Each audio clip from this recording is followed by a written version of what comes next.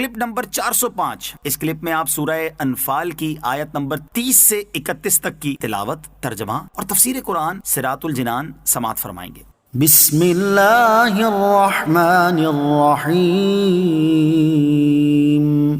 ترجمہ، اللہ کے نام سے شروع جو نہایت مہربان رحمت والا ہے۔ وَإِذْ يَمْكُرُ بِكَ الَّذِينَ كَفَرُوا لِيُثْبِتُوكَ أَوْ يَقْتُلُوكَ أَوْ يُخْرِجُوكَ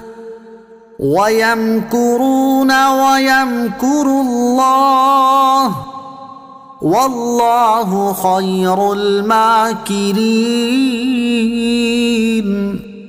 ترجمہ، اور اے حبیب یاد کرو جب کافروں نے تمہارے خلاف سازش کی کہ تمہیں باندھ دیں یا تمہیں شہید کر دیں یا تمہیں نکال دیں، اور وہ اپنی سازشیں کر رہے تھے اور اللہ اپنی خفیہ تدبیر فرما رہا تھا، اور اللہ سب سے بہتر خفیہ تدبیر فرمانے والا ہے۔ وَإِذْ، اور اے محبوب یاد کرو۔ آیت میں اس واقعے کا ذکر ہے جو حضرت عبداللہ ابن عباس رضی اللہ تعالی عنہما نے ذکر فرمایا کہ کفار قریش دار الندوہ یعنی کمیٹی گھر میں رسول کریم علیہ الصلوۃ والسلام کے بارے میں مشورہ کرنے کے لیے جمع ہوئے، اور ابلیس لعین ایک بڈھے کی صورت میں آیا اور کہنے لگا، میں نجد کا شیخ ہوں، مجھے تمہارے اس اجتماع کی اطلاع ہوئی تو میں آیا، مجھ سے تم کچھ نہ چھپانا، میں تمہارا رفیق ہوں اور اس معاملے میں بہتر رائے سے تمہاری مدد کروں گا۔ انہوں نے اس کو شامل کر لیا اور تاجدار رسالت صلی اللہ تعالی علیہ وسلم کے متعلق رائے زنی شروع ہوئی۔ ابو البختری نے کہا کہ میری رائے یہ ہے کہ محمد صلی اللہ تعالی علیہ وسلم کو پکڑ کر ایک مکان میں قید کر دو اور مضبوط بندشوں سے باندھ کر دروازہ بند کر دو،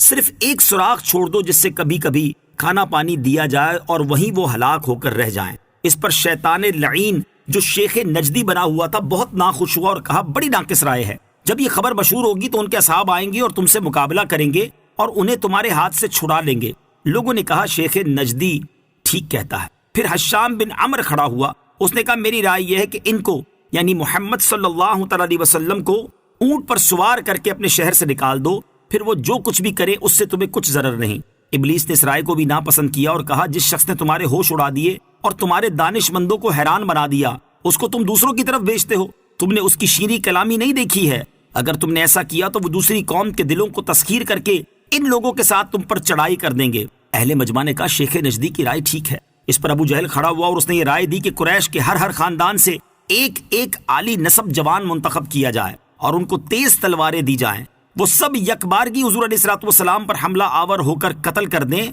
تو بنی ہاشم قریش کے تمام قبائل سے نہ لڑ سکیں گے، زیادہ سے زیادہ یہ ہوگا کہ انہیں خون کا معاوضہ دینا پڑے گا اور وہ دے دیا جائے گا۔ ابلیس لعین نے اس تجویز کو پسند کیا اور ابو جہل کی بہت تعریف کی اور اسی پر سب کا اتفاق ہو گیا۔ حضرت جبرائیل علیہ الصلوۃ والسلام نے سرکار کائنات صلی اللہ تعالی علیہ وسلم کی خدمت میں حاضر ہو کر یہ واقعہ پیش کیا اور عرض کی کہ حضور رات کے وقت اپنی خوابگاہ میں نہ رہیں، اللہ تعالیٰ نے اذن دیا ہے، آپ مدینہ طیبہ کا عزم فرمائیں۔ حضور اقدس صلی اللہ تعالی علیہ وسلم نے حضرت علی المرتضیٰ کرم اللہ تعالی وجہ الکریم کو رات میں اپنی خوابگاہ میں رہنے کا حکم دیا اور فرمایا کہ ہماری چادر شریف اوڑھ لو، تمہیں کوئی ناگوار بات پیش نہ آئے گی، اور حضور اقدس صلی اللہ علیہ وسلم دولت سرائے اقدس سے باہر تشریف لائے اور ایک مشت خاک دست مبارک میں لی اور آیت انا جعلنا فی اعناقہم اغلالا پڑھ کر محاصرہ کرنے والوں پر ماری، سب کی آنکھوں اور سروں پر پہنچی، سب اندھے ہو گئے اور حضور اکرم علیہ الصلوۃ والسلام کو نہ دیکھ سکے۔ اس کے بعد آپ علیہ الصلوۃ والسلام حضرت ابوبکر صدیق رضی اللہ تعالیٰ عنہ کے ہمراہ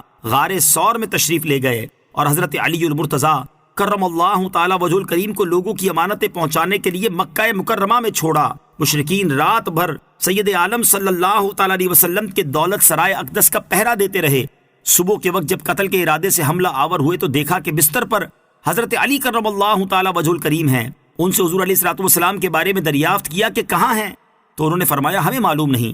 کفار قریش تلاش کے لیے نکلے، جب غار ثور پر پہنچے تو مکڑی کے جالے دیکھ کر کہنے لگے اگر اس میں داخل ہوتے تو یہ جالے باقی نہ رہتے۔ حضور علیہ الصلوۃ والسلام اس غار میں 3 دن ٹھہرے، پھر مدینہ طیبہ روانہ ہوئے۔ وَإِذَا تُتْلَى عَلَيْهِمْ آيَاتُنَا قَالُوا قَدْ سَمِعْنَا لَوْ نَشَاءُ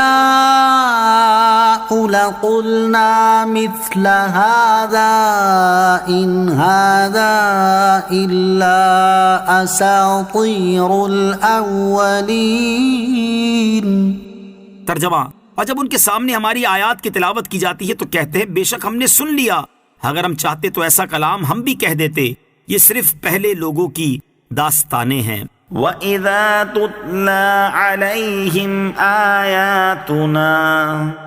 اور جب ان کے سامنے ہماری آیات کی تلاوت کی جاتی ہے۔ شان نزول، یہ آیت قبیلہ بنو عبد الدار کے ایک شخص نضر بن حارث کے بارے میں نازل ہوئی۔ نضر بن حارث ایک تاجر تھا اور وہ تجارت کے لیے فارس، ہیرا اور دیگر ممالک کا سفر کرتا تھا۔ اس نے وہاں کے باشندوں سے رستم، اسفندیار اور دیگر اجمیوں کے قصے سن رکھے تھے، اور یہودی و عیسائی عبادت گزاروں کو تورات و انجیل کی تلاوت کرتے، رکوع و سجود کرتے اور گریہ و زاری کرتے ہوئے دیکھا تھا۔ جب نضر بن حارث مکہ مکرمہ آیا تو اسے معلوم ہوا کہ نبی اکرم علیہ الصلوۃ والسلام پر وحی نازل ہوتی ہے، یہ قرآن کی تلاوت کرتے اور نماز پڑھتے ہیں۔ اس نے کہا جو کلام محمد صلی اللہ تعالی علیہ وسلم پیش کرتے ہیں اس جیسا تو ہم نے سنا ہوا ہے، اگر ہم چاہیں تو ہم بھی ایسا ہی کلام کہہ سکتے ہیں۔ اللہ تعالیٰ نے ان کفار کا یہ مقولہ بیان کیا کہ اس میں ان کی کمال درجے کی بے شرمی و بے حیائی ہے، قرآن پاک کی تحدی فرمانے اور فصحائے عرب کو قرآن کریم کے مثل ایک صورت بنا لانے کی دعوتیں دینے اور ان سب کے عاجز رہ جانے کے بعد یہ کلمہ کہنا اور ایسا باطل دعویٰ کرنا نہایت ذلیل حرکت